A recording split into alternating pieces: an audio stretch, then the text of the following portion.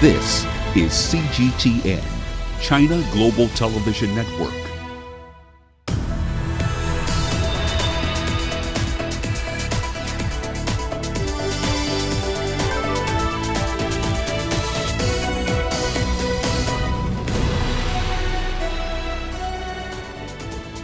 Hello there, welcome to this edition of Global Business Africa. In the course of the hour, we'll run through all the key business news stories you need to know about from right across the continent. Let's start with a run through the markets as we always do. The numbers from Nairobi not coming through today. The market there was closed because today was a public holiday. We're going to be talking quite a lot about El Saweidi Electric in the next 10 minutes or so. They're part of a consortium that's building a $3 billion power plant in the middle of a game reserve in Tanzania. Its shares are up by over 6% today, still way off the high for the year of about 25 or so Egyptian pounds. What will this deal do to their bottom line? We'll find out shortly. In the meantime, here's what's coming up tonight.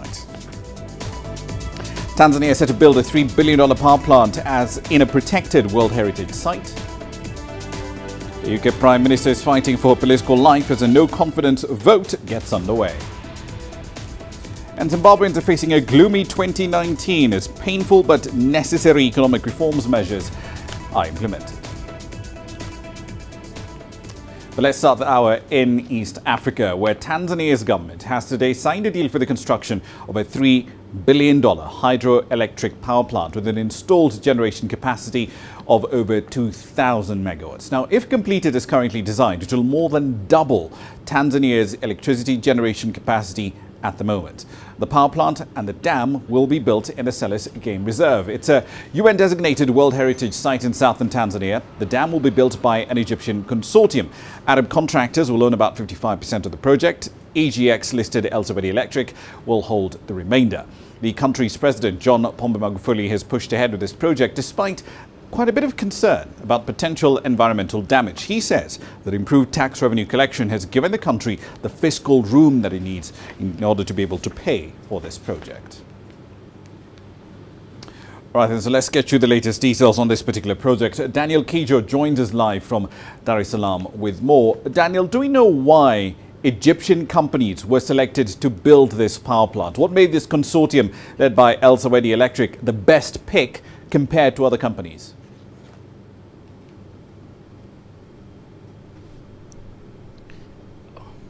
Hello, Rama.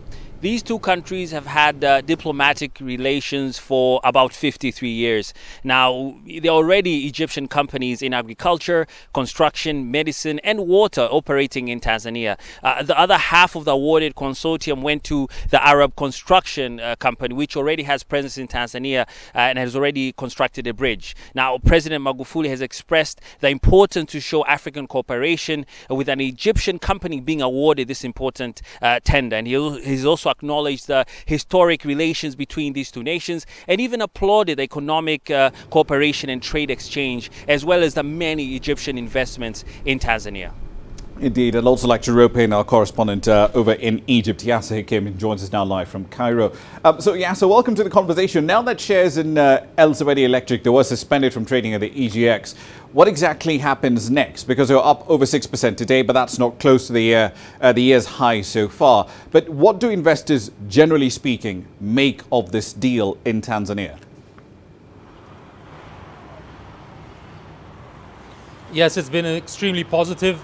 The reaction has been good for it. Obviously, they had to stop these shares and exchange on the market because of the announcement of the deal that it will be signed as you just said, and this makes a difference, of course, concerning the prices of shares and the trading. So they're waiting for the deal to be announced formally, and then trading will be resumed afterwards. It's a normal procedure in the stock exchange here when such a big deal is announced. But it's positive, and the chairman of El Saweidi has been speaking in the last couple of days and has been applauding this, as well as the president himself, the Egyptian president. And I think the reaction has been positive about having more engagement in between Egypt, Tanzania, and other African countries on the investment portfolios. Indeed, Daniel, let me come back to you. Where does this plant, 2,100 megawatts. Where does it fit into Tanzania's broader plan for investing in electricity generation? And how will that estimated cost, $3 billion, where will the funding for that come from? Well, Rama, according to the most recent reports, only 1/3 of the country has access to electricity. Now, this Stigler's Gorge hydroelectric power plant is expected to produce about 5,920 gigahertz hour of power annually, and to fill electricity to a country that really needs it. President Magufuli made it abundantly clear that his government sees this project as a game changer to its industrial drive by promising to provide cheap and abundant electricity to a very energy-starved nation. Now, all this has been made possible by his government to improve government revenue collection. He noted that flagship projects like the SGR and this planned Stigler's Gorge have been possible because of the taxpayers' money. He also says when his government came to power, the monthly revenue of the government was only $370 million.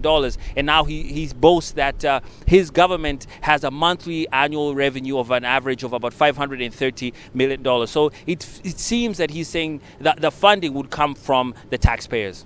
Indeed. Yasser, back to you. So walk us through El Zawedi's track record in building power plants in and outside Egypt. What projects does it have right now in the pipeline? Yes, you know, the company has been established back in 1938, so it has a long history. However, in spite of the expansion in the Egyptian market throughout the decades, it has been very successful lately in expanding outside of Egypt. It has, for example, is the largest investor right now, Egyptian investor in Africa, with $3.4 billion out of the $8 billion of Egyptian investments in Africa. That's over like 42% only by Swedi industries there. And also to promote its investments or increase its investments into Nigeria as well. And it's said that it's planning in the next 3 years to increase its investments by $1 billion in Africa as its main target at the moment. It is the largest in Egypt in cables and electricity appliances, taking over like 40% of the market at around $2 billion. So it's a huge company, and of course with the Arab Contractors, another company that has long history in Africa since the days of Nasser, the former Egyptian President Gamal Abdel Nasser.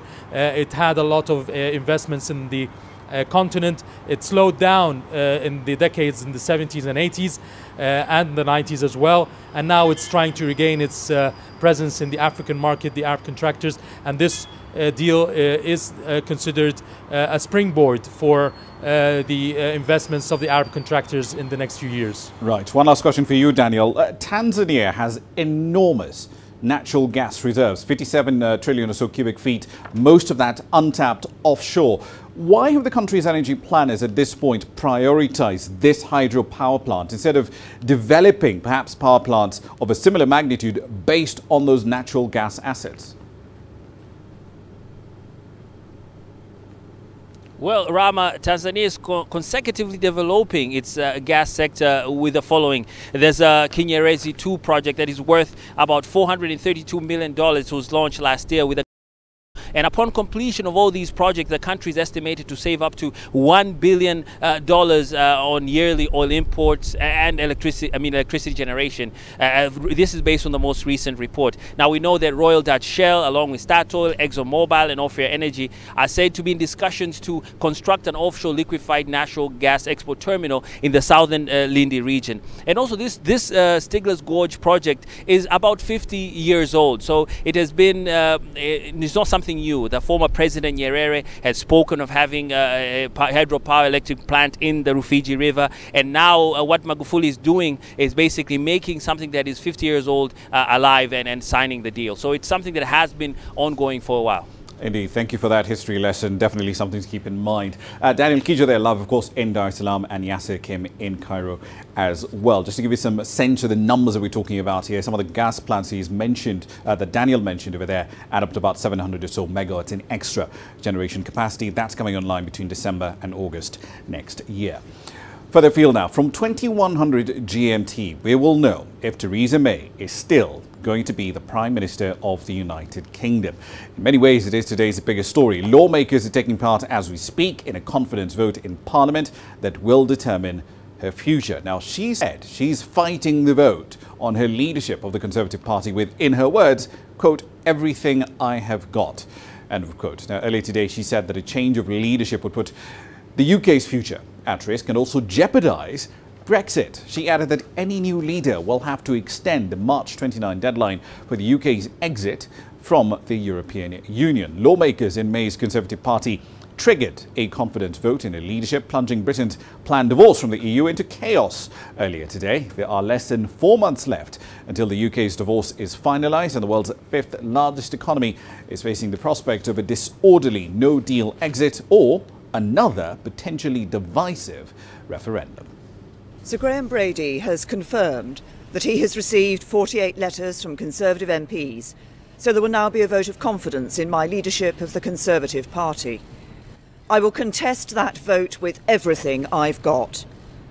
I have been a member of the Conservative Party for over 40 years. I've served it as an activist, councillor, MP, shadow minister, Home Secretary, and now as Prime Minister. I stood to be leader because I believe in the Conservative vision for a better future, a thriving economy with nowhere and nobody left behind, a stronger society where everyone can make the most of their talents, always serving the national interest. And at this crucial moment in our history, that means securing a Brexit deal that delivers on the result of the EU referendum, taking back control of our borders, laws and money, but protecting jobs, our security and our precious union as we do so. The British Prime Minister Theresa May there. Now, in the meantime, the sterling pound did regain some losses after the Prime Minister abruptly postponed a parliamentary vote on her Brexit deal. Now, that move did hit risk assets globally. It sent the pound falling initially to about 125.05 to the American dollar. The currency did recover today, though. It's gone up to about 126.59 at 16:10 GMT today, up 1.37%. UK shares, on the other hand, they sought to join a global recovery in equities. The FTSE 100 top share index up 0.4% by 09:36 GMT. Gains in mining stocks and big exporters helping it to essentially outperform the more domestically tilted FTSE 250, which steadied just above two-year lows. The Prime Minister sought German Chancellor Angela Merkel's support on Tuesday for changes to a long, bitterly negotiated and at this point heavily criticised Brexit deal in a last-minute bid to avoid a disorderly no-deal exit. The ultimate outcome, though, will shape the UK's $2.8 trillion economy and have some far-reaching consequences for the unity of the country. This was the Prime Minister's response to the announcement earlier today. No, I don't think it changes the arithmetic. It's either this deal or no deal, though that binary option hasn't changed. Now, I think there was some optimism last week in the wake of that Advocate General opinion that the UK could unilaterally revoke Brexit, and that did, I think, give some, succour, if you like, or confidence to those people who felt that they could actually avert a cliff edge. It's now become apparent, I think, given the parliamentary arithmetic that we saw yesterday, that in itself could be very, very difficult to push through Parliament for enough MPs to coalesce around a position to either extend Article 50, let alone revoke it. There's two votes that need to happen here. You need a vote to extend it. You then need a vote to revoke it, particularly if you want to have a referendum or push, weave in a referendum into all of that. So it's a complex outcome. Doesn't change the hard date, 29th of March 2019. So for me, it's still this deal or no deal. All right then, so let's get the latest on these developments in the UK. Richard Bestick joins us now live in London with more on this. So Richard, as I understand it, Mrs May needs about 159 votes to remain as Prime Minister. How many MPs have publicly backed her? Well, so far, I'm told the latest figure is around about 178. But Ramah, these are members of Parliament you're talking about. What they will be doing later this evening, London time, is taking part in a secret ballot.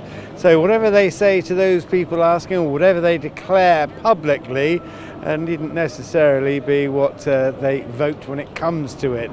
It is, however, anticipated, that all said, that Theresa May will get home. She will win this vote, and she might do it quite comfortably.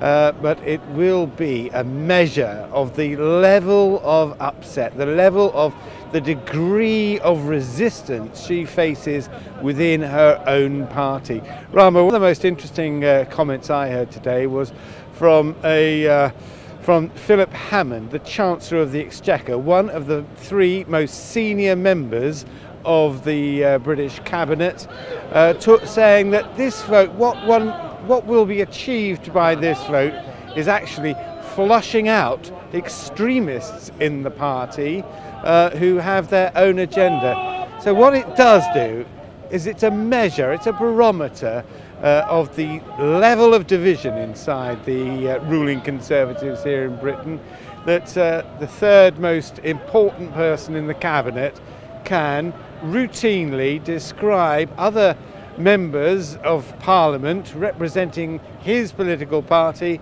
as extremists. Quite extraordinary, as indeed is this challenge on Theresa May's leadership.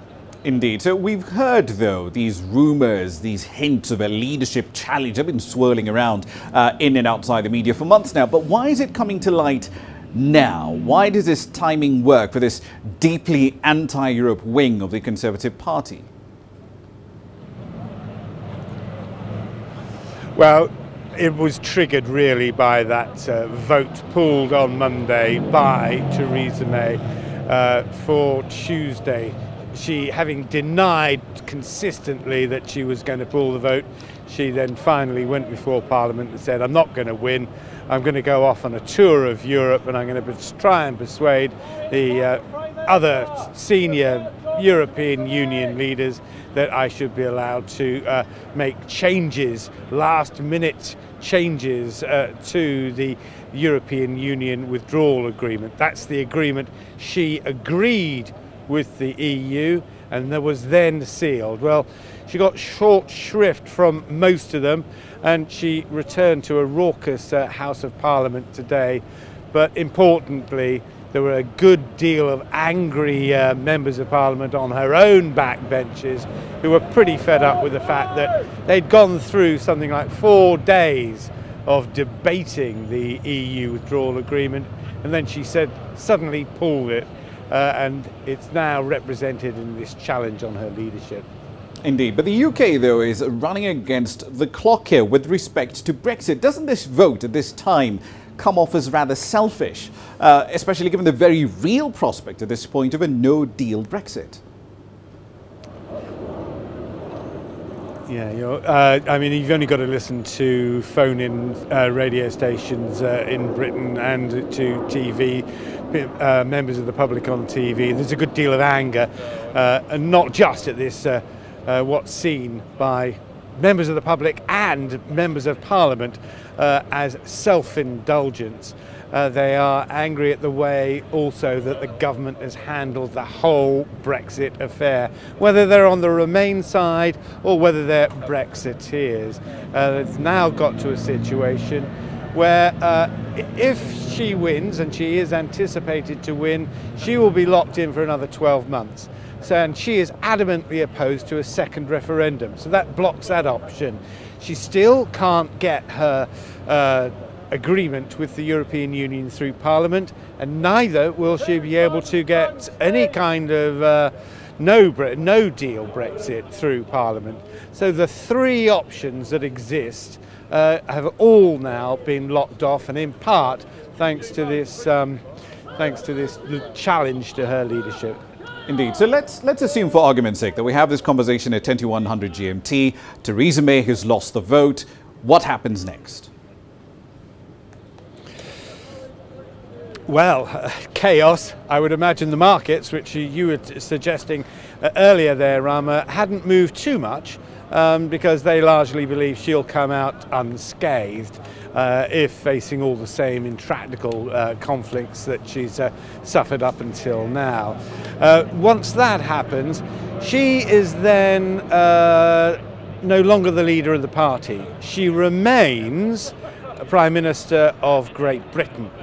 So she then has the situation where she must continue as a lame duck Prime Minister until the party selects a new leader, and that new leader of the currently ruling Conservative Party takes over at number 10. That process, Ramah, could take up to 6 weeks. And we've got Christmas coming up, don't forget. That's going to slow the whole thing down.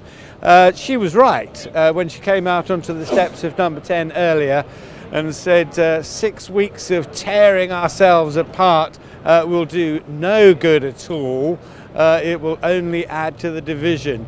It can't be seen as something that will bring the party together. But at the end of that 6 weeks period, there will be a vote, and the person that wins it, whoever they be, man or woman, will then become Prime Minister.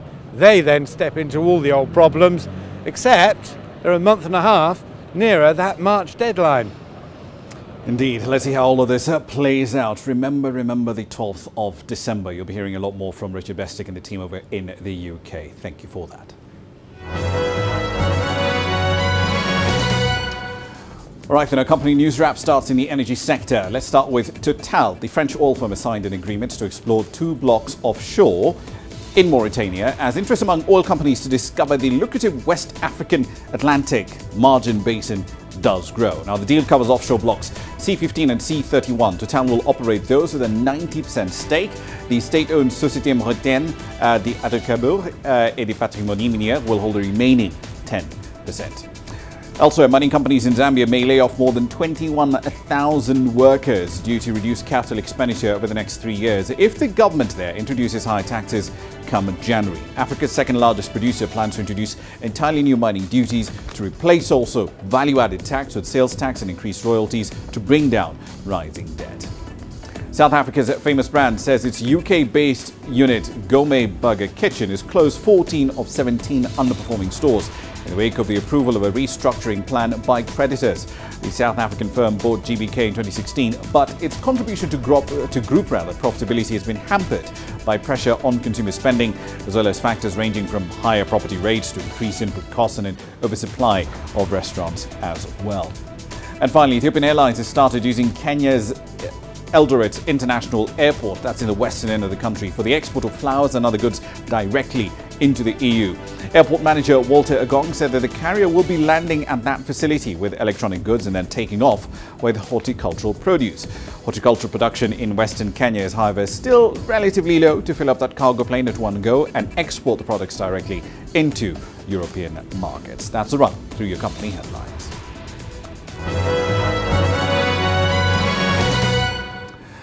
Time for a short break on the program. Here's what's coming up next.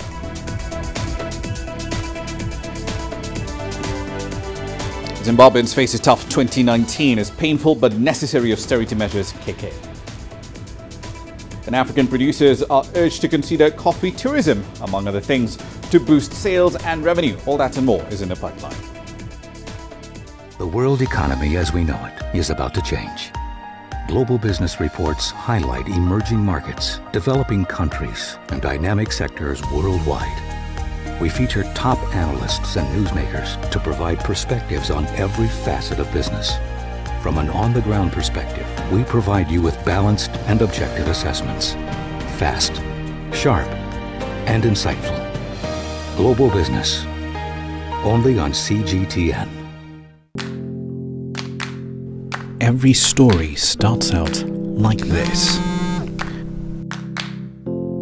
Okay. We'll head up now.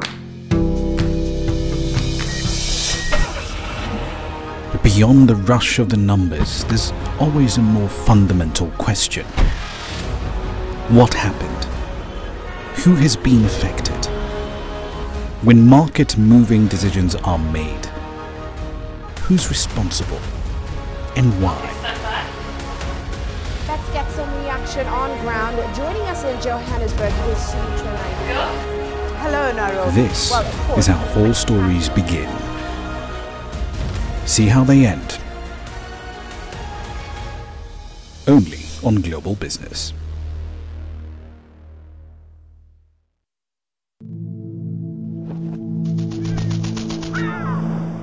How will your world change today? What happens here? What happens there? Or what you make happen for yourself? If it matters to you, it matters to us too. Your stories are the stories that need to be told. Africa Live. Find your voice.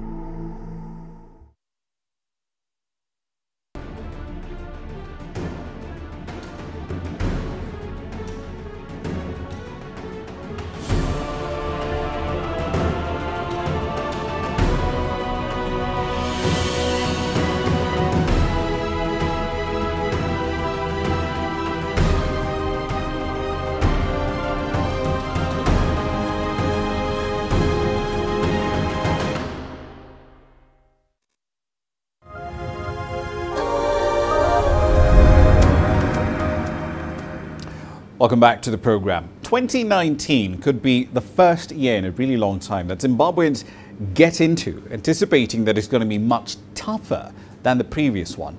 Now, they've already been told by their president, Emmerson Mnangagwa, to tighten their belt as the government implements painful but much needed austerity measures. Here's CGTN's Ramah Nyang with the details. Zimbabwe's economic problems, which have manifested themselves as fuel, cash and basic commodity shortages, arise from its inability to export enough.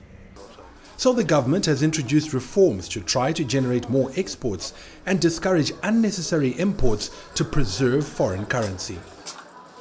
It means a lot of people have to change their business models, have to change their approach to what they were doing. Either you're going to have to look at import substitution, manufacturing or value addition, and even exporting. So 2019 is the year in which all of that is going to be happening. So it's obviously going to be a difficult year. The impact of some of the measures is already being felt. Government imposed payment of duty in US dollars for a number of imports, including second-hand vehicles. There's been a 25% dip in the number of cars brought in since that requirement was announced. That should alert other businesses to the new realities. One doesn't just wake up and change from one to the other. It's a transition. The best thing, obviously, is to start doing the transition now, to start planning for it and then implementing, rather than to wait and hope that things will change or things will move back to what they were or will stay what they are like. The best thing is for people to move. And in any case, it's in everyone's long-term interest for us to be producing rather than be consumers. Getting capacity up and running will take time and could see the current problems persisting in 2019. I expect to see not so much shortages, but I expect to see at least less products and less goods in the supermarkets and on the shelves. And I think that it's time that Zimbabweans understand that austerity is here, and at least for the next 6 to 8 months they're going to have to tighten their belts and live through this. The country will also have to contend with US sanctions, which look set to remain until stringent conditions have been met. If sanctions are there, then we know that probably we're not getting balance of payment support, which means we're going to continue to have issues around the current account deficit. Foreign currency is going to remain a problem. The exchange rate is not going to be 1:1 anytime soon. The practical one, obviously, we know the formal one is something else. So those are just constraints that we have to work with. Hopefully, Zimbabweans can get by in 2019, just as they did in 2008, the height of an economic meltdown, which was then followed by a 5-year spell of economic stability and growth. Ramah Nyang, CGTN, Harare, Zimbabwe. Still Still in Zimbabwe, firms from there and from the world's biggest single market for tobacco, China, are working together to boost output. Tobacco is the Southern African nation's biggest single foreign currency earner. China, on the other hand, is a major importer of tobacco. It is, after all, home to over 300 million smokers. CGTN's Terry Wangari has the details. Zimbabwe and China have entered into an agreement involving local production of cigarettes. Political instability and unpredictable policies once deterred investors, but with a new government in place and economic reforms, Zimbabwe is now open for business. The President, His Excellency Mnangagwa, and his ministers have come up with a raft of measures to undertake political and economic reforms to improve the business environment. Everybody admits that the ease of doing business is greatly improved. So more and more international investors have a strong confidence in this country, in this government. The agreement is between Pacific Cigarette Company, formerly Savannah Tobacco, and China's Tobacco Shaanxi Industrial Corporation, a first of its kind. It will initially cover the production of new brands for the Zimbabwean and regional markets, with a view to medium and long-term investment in technology and skills sharing, distribution cooperation, and capital investment. We expect to see strong, positive synergies and value creation, premised not only on the business opportunities, but also for the national economic policies of our respective countries. China is the largest producer of cigarettes both by volume and value. To date, it is Zimbabwe's major tobacco export market, and most of Chinese cigarettes are made with Zimbabwean tobacco. The new partnership wills to see the launch of Acacia range of cigarettes made with 100% Zimbabwean tobacco. Terry Wangari, CGTN. Kenya's President Uhuru Kenyatta has sounded a warning to national and county regulatory bodies that he says are a hindrance to business due to excessive red tape and corruption. It's a very toxic mix. Mr. Kenyatta said that small and medium-sized businesses still have to tackle much more obstacles in their bid to thrive. He said that government had teamed up with local commercial banks in order to redesign the MSME Authority Fund to unlock much-needed affordable credit to SMEs. The president has asked the state agencies to shed their gatekeeping, revenue-making mentality and instead embrace the role of facilitators for business and trade. To attract investors, both local and foreign, we as a government have been investing heavily in power generation, roads and railway, education and health.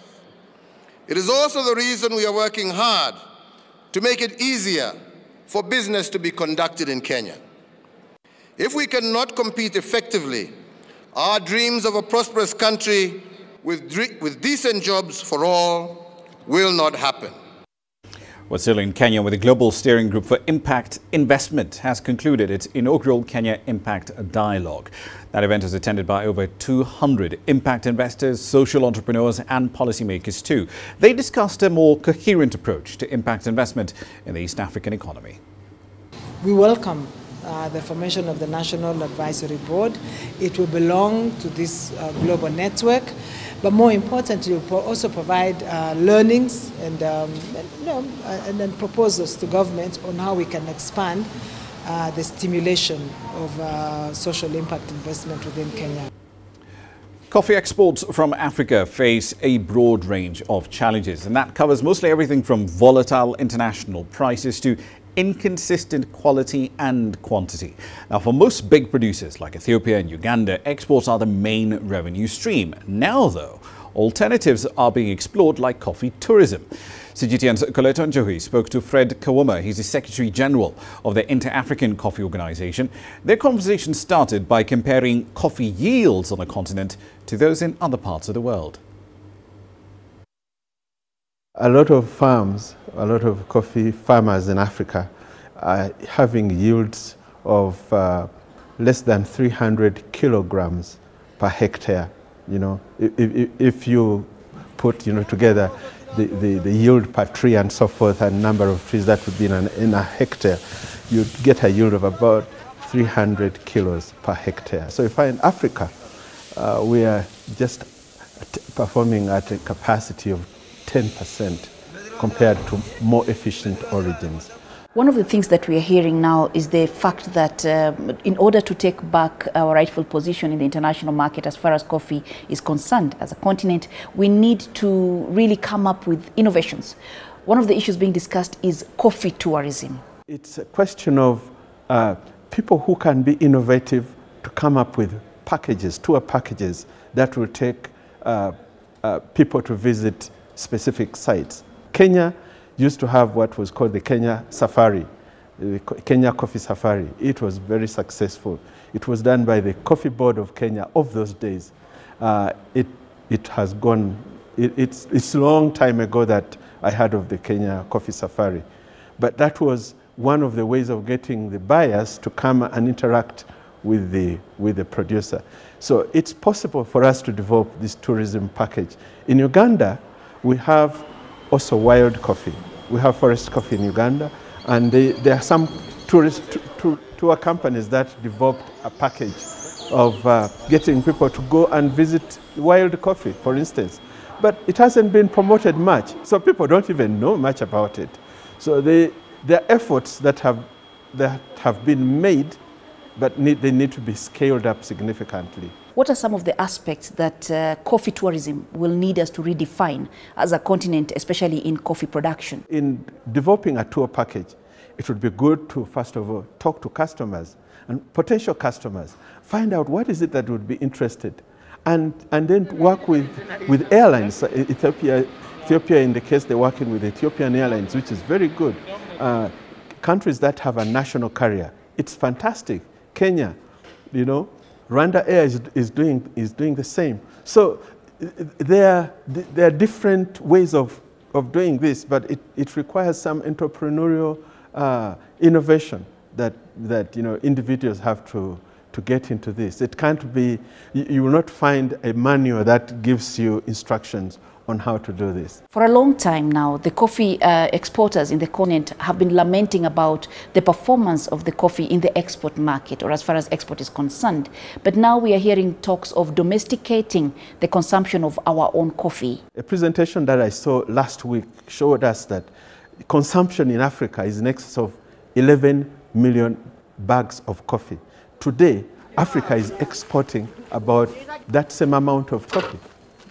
So it means the market that we have in Africa can consume the coffee that we produce. And maybe we'll need even more to produce more to meet the demands in the African market. So this is a great opportunity, but it requires innovation. It requires people who have an entrepreneurial orientation who will take advantage of the opportunities in the market and go for it. It's time for a short break on the program. Here's what's coming up next.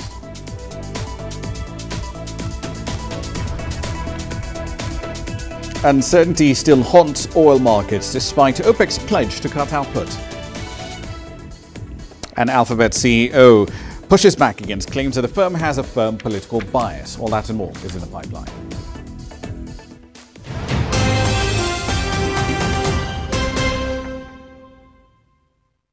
Business in Africa is at a crossroads. We celebrate those who are adopting and thriving despite the challenges, from grassroots to big businesses. Global Business takes you along for the ride as we track the making of a giant. Only on CGTN.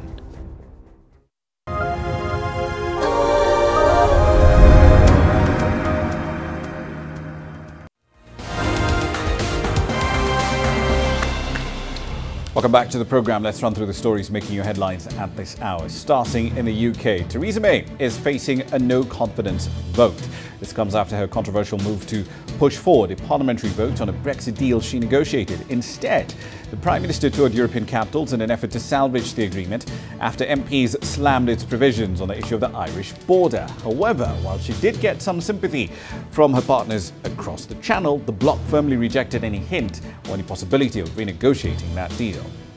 A former Central African militia leader, Patrice Edouard Ngaisona, has been arrested in France for war crimes and crimes against humanity. This comes in the wake of a warrant of arrest issued by the ICC in December 2018. The former anti-Balaka militia leader is accused of fueling violence in the west of the country for about a year, starting around December 2013. He is expected to be transferred to the court's detention centre in The Hague once French authorities have completed the required legal formalities. At least 27 suspected militants are said to have been killed by Egyptian security forces in the northern Sinai Peninsula and along its porous border with Libya. The military says that they destroyed some 342 hideouts and weapons depots and dismantled some 344 explosive devices. More than 400 suspects are said to have been detained, along with some 3,000 illegal migrants. And finally, one for your calendar tomorrow, a new strategy for the continent will be announced during the unveiling of the Trump administration's Africa policy on the 13th of December. Now, this plan has been drafted by the White House National Security Council. It will be presented this week at a think tank in Washington. The strategy expects to fend off attempts by the DPRK and Iran, and in some instances China as well, to make inroads through economic investments and arms sales. It, however, does not include counter-terror measures, aid funding, diplomacy or intelligence gathering. That's a run through your headlines.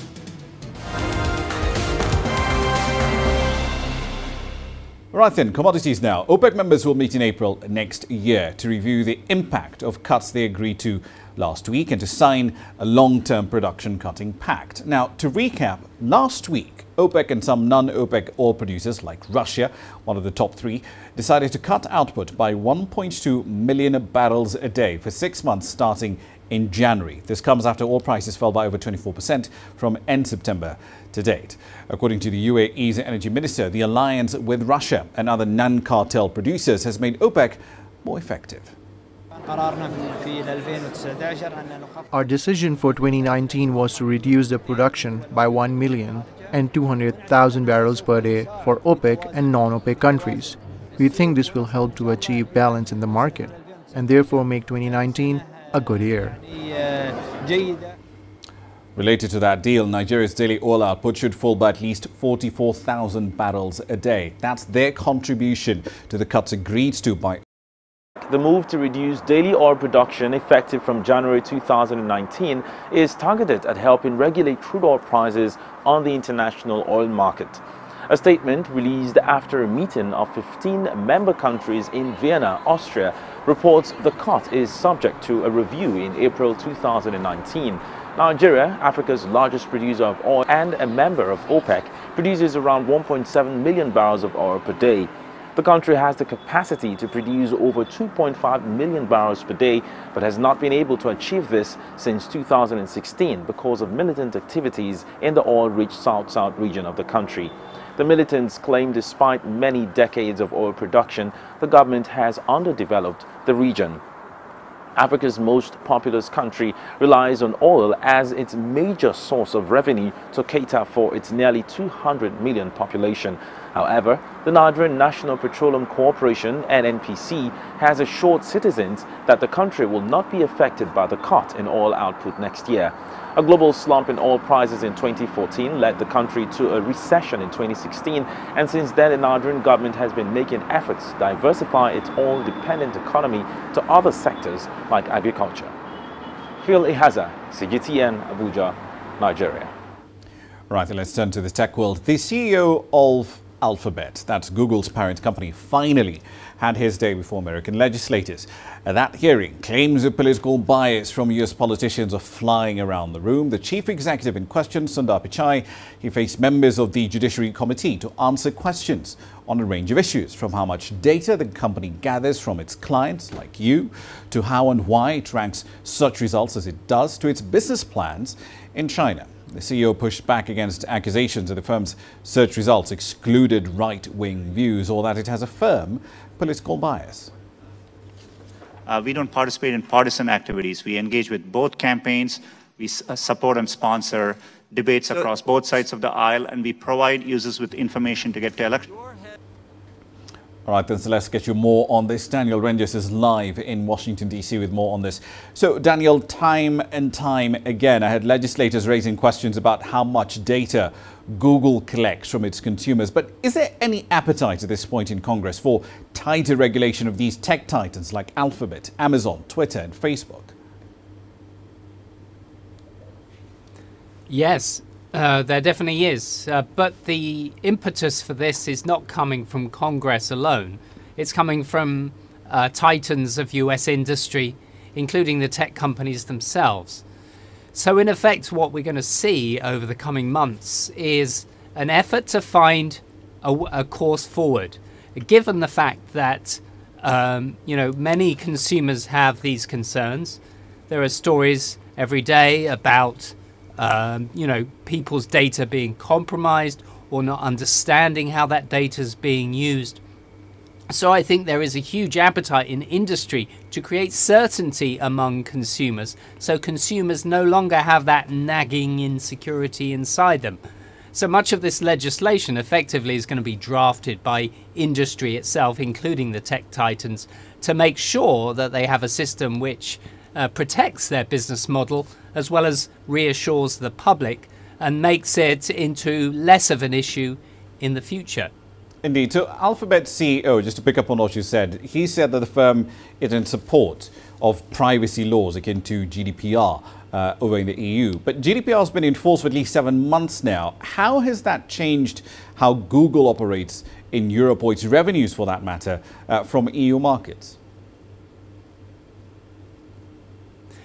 Well, Google and other tech companies have had to pay a big price in terms of getting a set of systems in place that allow them to comply with European law.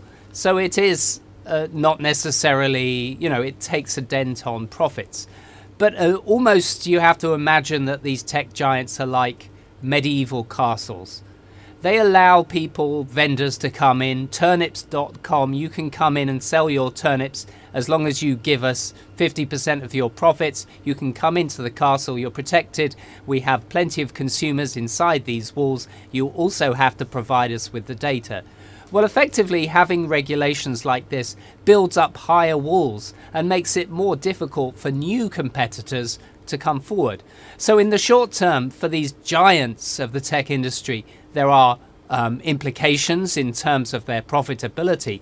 But in the medium to long term, it provides them with a lot more certainty that they will continue to have strong walls in their castles. Indeed, the walled garden approach, as it were. We'll leave it there for the time being. Thank you for that. That's Daniel Rangers there live in Washington, D.C. Now, China, the European Union and other WTO members will be issuing a joint statement at a meeting of the WTO General Council regarding vacancies in the WTO's dispute resolution arm. A proposal backed by more than 40 member states, which aims to address all concerns expressed about the trade body in recent months, has been submitted. Now, countries hope that the proposal will solve the current deadlock. The US has blocked the appointment of fresh judges to the WTO's dispute resolution arm, saying that the group has essentially overstepped its authority. That, of course, is up for debate. EU officials say that the newly revised proposals take into account concerns raised by the United States.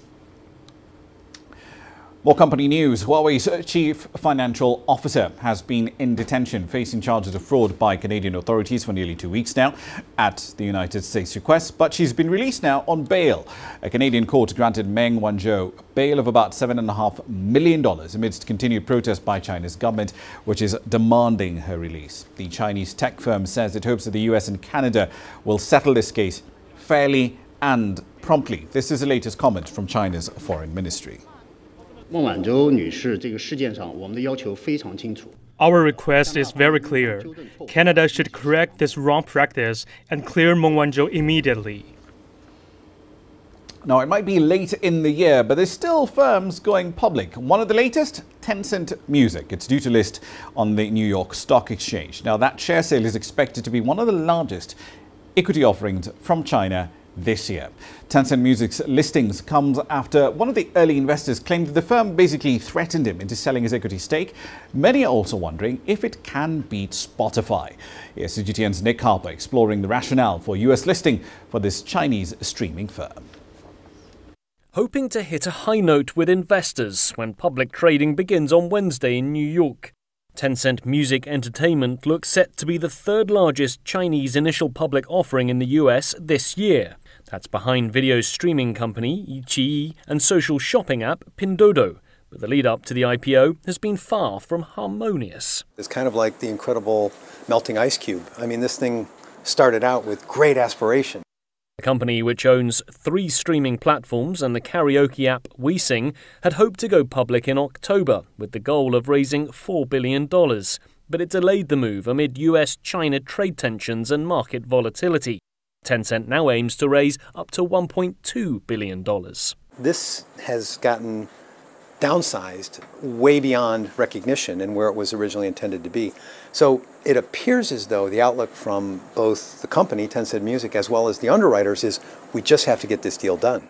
And the last US IPO for a music streaming company failed to strike a chord with investors. Shares in Sweden's Spotify plunged 10% on their first day of trading earlier this year. But unlike Spotify, Tencent is profitable. According to an exchange filing, the company made almost $400 million in net income for the first 9 months of this year, compared to a loss of more than $500 million for Spotify. Listing in the US rather than in China gives Tencent access to a larger capital market, meaning the company can raise more money, possibly giving it a larger valuation. And it allows it to use those newly acquired US dollars to acquire assets globally. Going public here also gives Chinese companies with little exposure in the US an added advantage. IPO would give them greater visibility. It'll be a known name in the United States once it goes public here. So it'll raise to the profile of Alibaba, maybe not to that market cap, but it'll give them a great positive publicity in the United States. And some analysts say a boost in name recognition could be key to Tencent Music's worldwide success as it looks to make more noise in the fiercely competitive streaming music market. Nick Harper, CGTN, New York. Right, then a quick run through commodity prices. So Brent crude still hovering around that $60 a barrel range. One article worth reading through Bloomberg today. My tongue has clearly gone on holiday at the moment. Right, so the argument is that if the last week's cuts are delivered as agreed, it'll bring the market into balance, sort of, in the first half of next year. But you're going to need more cuts in production going into the second half of the year. In fact, using OPEC's own estimates, they have to take about 960,000 barrels of crude a day off the market sometime next year. We'll look at those numbers and update you accordingly right here on the program. Here's what's coming up next.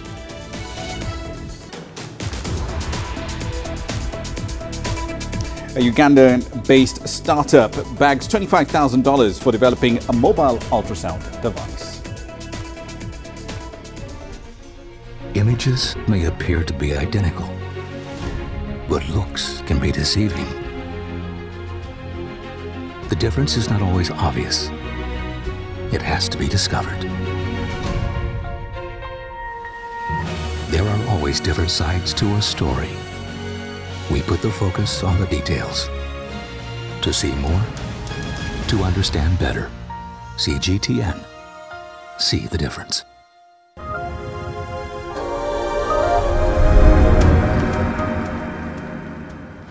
Welcome back to the program. You're watching Global Business Africa. TechCrunch startup Battlefield Africa has just come to close in Lagos in Nigeria. A total of 450 companies entered for a chance to win $25,000 in equity. That was a grand prize. A trip for two to TechCrunch to Strapped in San Francisco next year, and the title of Africa's favorite startup. The winner came from Uganda. It's a startup that develops affordable, mobile-friendly ultrasound devices, and they beat the other entrants to win the title and the cash prize. CGTN's Alexander Majala has that story on Grassroots tonight. Emscan, a Ugandan company that makes portable ultrasound devices, has won the TechCrunch Startup Battlefield Africa 2018 competition. The event, which was held in Lagos, Nigeria, saw 15 startups from 8 African countries compete for the $25,000 prize money. MScan won over the judges with their ability to make ultrasound scans available and affordable, especially for pregnant women in remote or underdeveloped areas in Africa. Their devices won extra marks for also being laptop, tablet, and mobile phone compatible. With the money we've gotten, we are going to make sure that we buy more devices, deploy them to the societies or the low facility setting so that we have ultrasound achieved even in the low resource settings. 450 applications were received from startups around Africa and pruned down to a final 15. Of the 15, 5 were from Nigeria. Ghana, South Africa and Uganda had 2 each, while Kenya, Senegal, Zambia and Tanzania all had single entries in the finals. Most of the companies showcased innovations focused on disrupting the financial, agricultural and transport sectors. It showcases that Africa's startups are on the global map, that we have vibrant, tech community in Africa, and that basically we are solving problems that are, huge problems, and that could lead to, innovations that come out of Africa that actually influence the rest of the world. Kola Aina is a founding partner with Ventures Platform, an Abuja-based Pan-African venture capital firm. We can't necessarily entrepreneur our way out of bad governance or what have you. So I think it's really important that actors within the ecosystem also sort of hold government accountable and essentially push for the right policy environment that would ensure that the companies continue to grow. Kenya's Silicon Savannah, South Africa's Silicon Cape and Rwanda's K-Lab in Kigali were pioneer tech centers. But the rest of the continent is rapidly catching up as internet accessibility and investor appetite improves. Apart from the cash prize, MScan also gets an all-expenses-paid trip for 2 to TechCrunch's Disrupt San Francisco in 2019. The event is a 10,000 capacity show that will give them the opportunity to exhibit to a much larger audience and access to a $100,000 purse. Alexandria Majala for CGTN. Right, then a run through the currencies before we close the program. So the Rand has had a relatively solid trading day on the 12th of December, gain of over 1.3% against the greenback so far today. Inflation data has something to do with that. Headline CPI hit levels not seen since the second quarter, I believe, last year at about 5.2%. So given that that number and the steady rise in inflation close to the midpoint, core inflation to the midpoint of the SARB's target range, the odds of another rate hike have gone up quite a bit. Sterling spot pound, if you're interested, 126 or so. It's actually given about 20 basis points of the gains that we saw in the last 2 hours. Of course, the results of that no confidence vote in the UK's Prime Minister should be coming your way at around 2100 GMT. We'll update you on that right here on the channel. That's where we leave tonight's edition of Global Business Africa. As always, we'd like to hear your thoughts on the content you've seen here in the last hour. Several ways of getting your thoughts back to us, all of them on your screen right now. I'm Ramah Nyang in the Kenyan capital, Nairobi. Thank you for your company in the last hour. The World Today's up next from Washington, D.C.